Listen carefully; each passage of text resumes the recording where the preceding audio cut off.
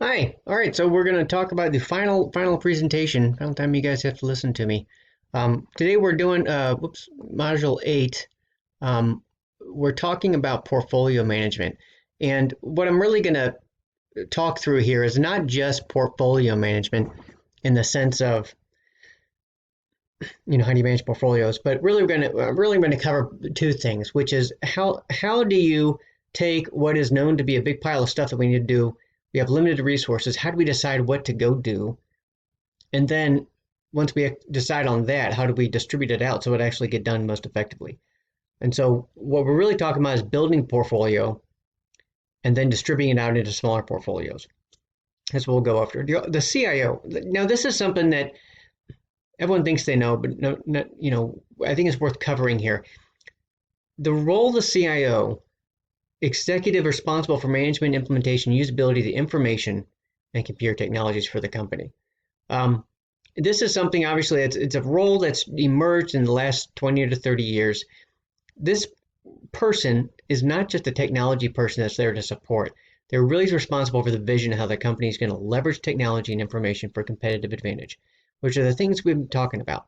So how that person structures what goes into the investment plan, what we're actually going to do, as well as how we're going to organize portfolios to execute on those, is critically important to make sure that the vision of how this company becomes more competitive is actually realized and manifests itself into the execution of the business.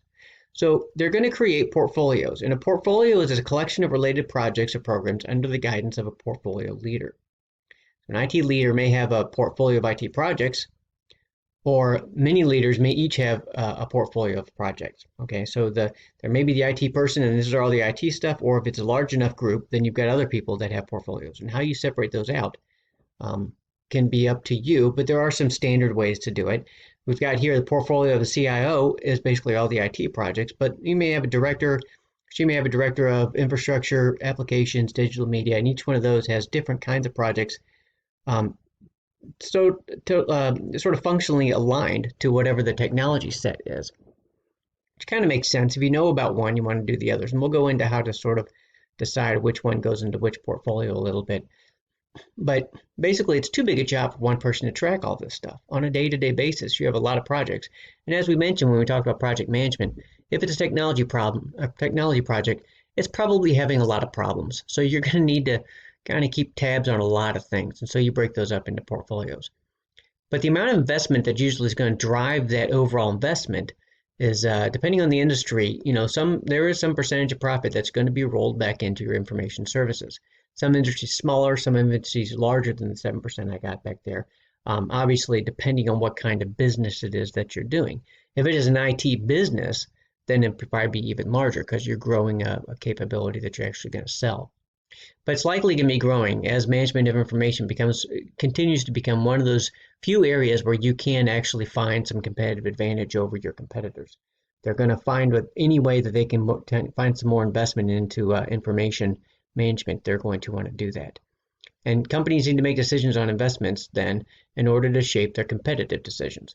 So if you've only got a certain amount to invest, which are the things that we're going to invest in that's going to give us the most bang for our buck? So we talked about project management before. That was how to do things right, right? Now we're talking about portfolio management. This is about doing the right things. So not just what projects do we choose, and then going back to project management, now once we chose them, how do we execute on them effectively? Two different things there. These investment decisions are going to be driven, they're going to be bounded essentially by affordability. Your company is going to decide how much to invest in information technology, and that's what's going to sort of bound the overall size of the pie that we're going to look into.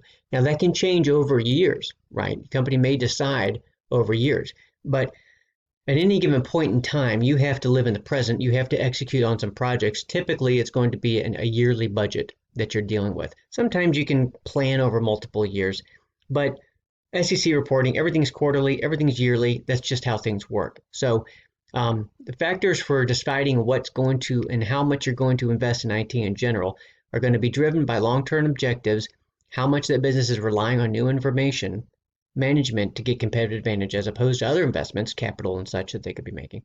Short-term requirements, for a business to maintain its overall processes, right? We need to invest in some things to keep going.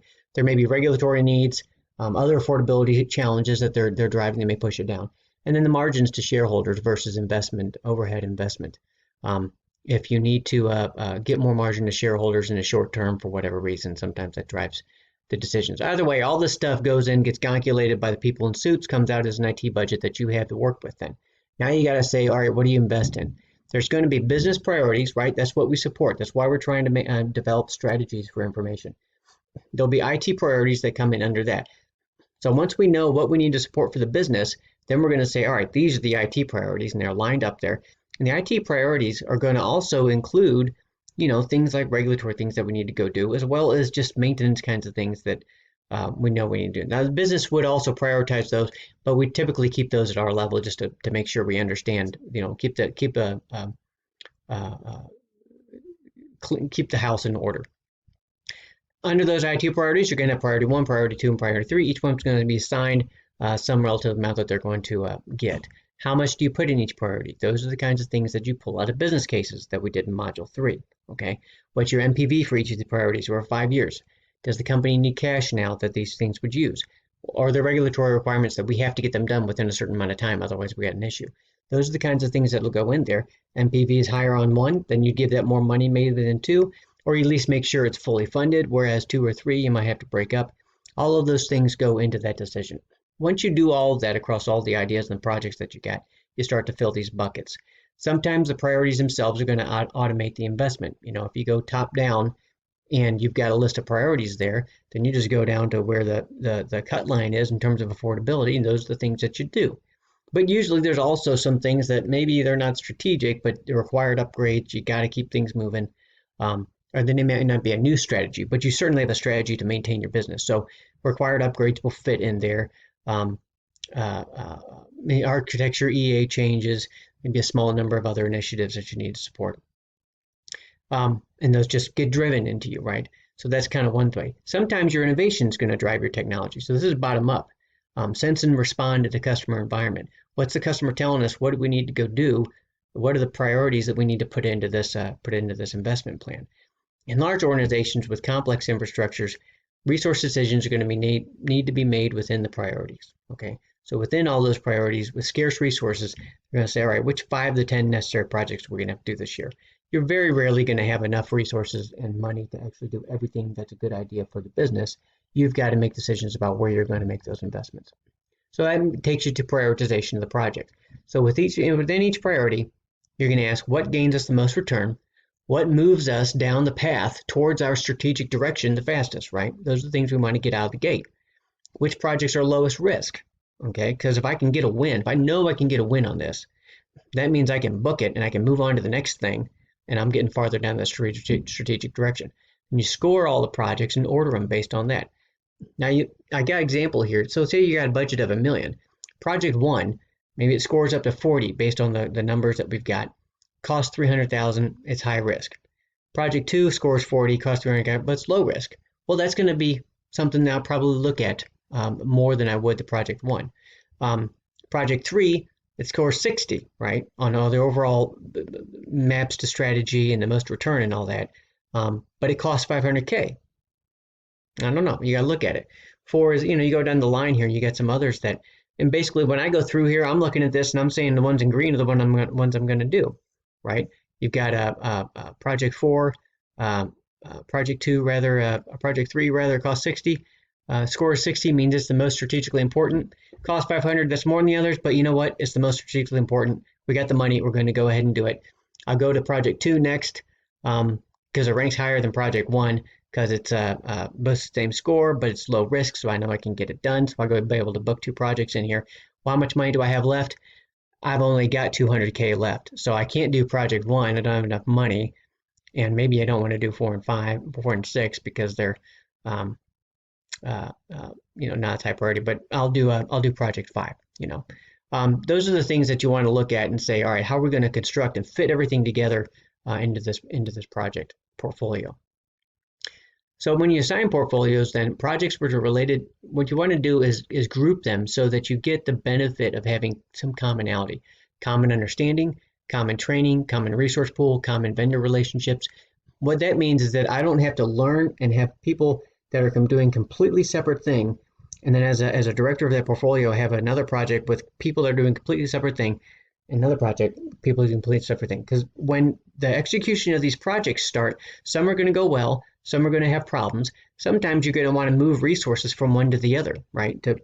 If I'm falling behind over here, but I'm doing okay over here, move a couple resources over there, get them back in good shape. When you have a portfolio of commonality, you can do some of those things. And that means that at the higher level, when I've assigned these portfolios out, it means each one of them, the 10 projects in each one have a much better probability of all succeeding together than if I had interspersed very different relationships under portfolios where they maybe didn't have the ability to just move people around among those portfolios and such. The management of a portfolio, when tied to priority, gives the portfolio manager the agency that manager needs to make decisions about the execution of all the projects in that portfolio. So if I have a goal along lines of infrastructure and I have a portfolio manager with all the infrastructure projects, that portfolio manager can do whatever they need to move things around and make sure that whole portfolio moves forward as effectively as possible.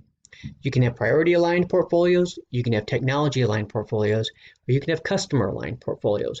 Whichever one of those gives you the best benefit of being able to leverage common resources is the way that you should structure the overall portfolios. Start managing them.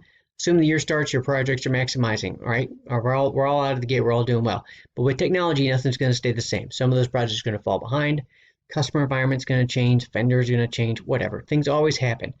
Within each portfolio, then you're going to make daily, weekly, monthly decisions within your investment framework to continue maximizing your priorities. You're going to move funds from one project to another if it's in trouble, reallocate if the environment changes, cancel non-executing projects if you need to, potentially start new initiatives right within that portfolio. And if you've got a vendor that's on multiple projects, well, you have a lot of leverage over that vendor, right? If you need them to do something on one project, you can hold the hammer of the other 3 projects that they're executing on to, look, help us out here. If you don't have all of them in a portfolio, that makes it a lot harder. So that's why we set up these portfolios. And as you manage it, you've got to be thinking holistically about all those projects. Make sure that you know what the priorities are, that you're leveraging all the resources towards those key priority projects within your portfolio, and making the changes that we talked about in project management to really make sure that that you get the benefit of having that common portfolio. How do you know what's going on? You either know really innately what's going on with each project, or you have some sort of dashboard that keeps track of it for you. So that's where the dashboards come into play. They typically track metrics across programs and projects within the portfolio. So a lot of times it's lagging indicators, the cost of the portfolio, cash flow, milestone completion. Call those lagging indicators because by the time the dashboard actually reports to you, even if it's an automatic kind of reporting, by the time hours that are charged and invoices that are hit make their way through the systems, you're looking at it and it's after the fact. What you want to do with portfolio dashboards is add analytics in, find out what the leading indicator is going to be. Sometimes if you see a lot of staffing changes, that points to churn. That churn is going to point to high cost. So there's something going wrong with a set of projects that are seeing a lot more than usual staffing changes. Aggregated weekly hours. Before those hours actually generate cost through payroll, before those hours generate invoices from consultants, you can get alerts as to when the hours are going up, right, that people are using. When there are a lot of schedule changes coming through. These are like leading indicators that you can put in your dashboard to start to really address problems early on when their things are popping up for your projects. So that's kind of the dashboard itself is just the mechanism that you had. But that's what I wanted to cover this week. So you've got the portfolio. You decide what goes into the portfolio based on your business objectives. You break out that large IT portfolio into sub-portfolios, customer, strategy, whatever, based on whatever makes sense to maximize the overall commonality. Once you have those portfolios, you execute against those portfolios using all the project management techniques that we had to make sure you're as successful as possible and leveraging all the resources most effectively and most efficiently to achieve the overall objectives of the portfolio and then to achieve the objectives that the business has set out for you.